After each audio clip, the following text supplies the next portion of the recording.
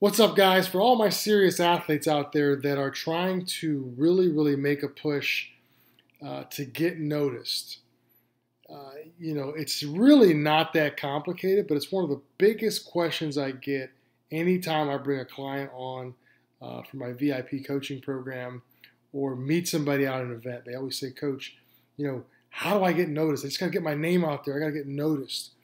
And there are generally two types of players. When I go to an event or I go to a ballpark and I'm out looking, scouting for talent, there are generally two types of players.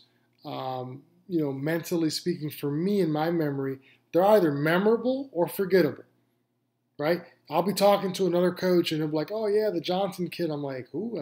Oh yeah, I remember seeing that kid. But he doesn't stand out to me. Or I might see a kid one time, write his name down or her name down and be like, oh my goodness, who is this? I need to connect with this person.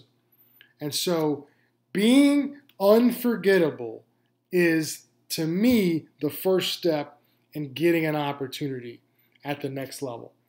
Well, Coach, how do I become unforgettable? Well, there are certain things you guys can do that cost you no money. They just cost you a little bit of effort. Let's talk about what some of those real simple things are. Number one, we can hustle like nobody's business to and from our position or to and from the field. Okay, sprinting on, sprinting off, making sure that you're moving around. People are generally attracted to energy, right? Think about the last time you were in a Starbucks or something or in a restaurant. Somebody comes running in, everybody's eyes go, boom. Everybody follows that particular person. So moving around with tons of energy is a great way to be unforgettable.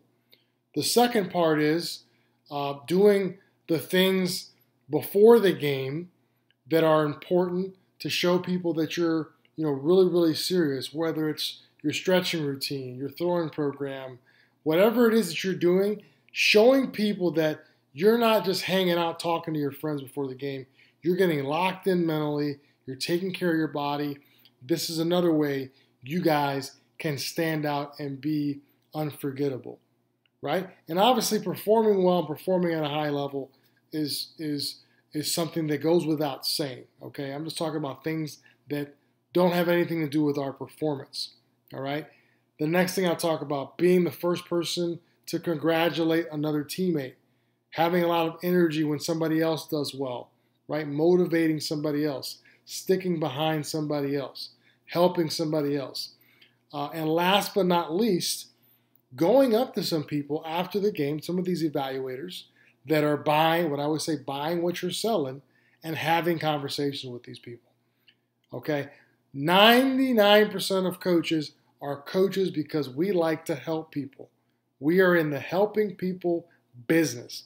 We just happen to call it coaching instead of teaching or any other profession that has to do with helping people. But when you come to me and you ask me questions and we're able to have a dialogue, you go from a name on a roster to a relationship, a person, a name with a face, somebody that really connects with me. And those simple things, and again, those things have absolutely nothing to do with how you perform in a game, make you unforgettable. They make you stand out, which I can't give a person an opportunity at the college level that I haven't even noticed yet. So if you're the person that goes to event after event after event, you don't know anybody by first name, nobody's calling you, nobody's emailing you, you're probably that person that is very forgettable.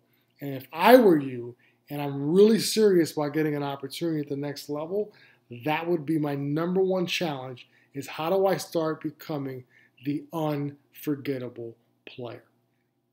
As always, guys, love talking to you guys about this stuff. Coach Santiago signing out.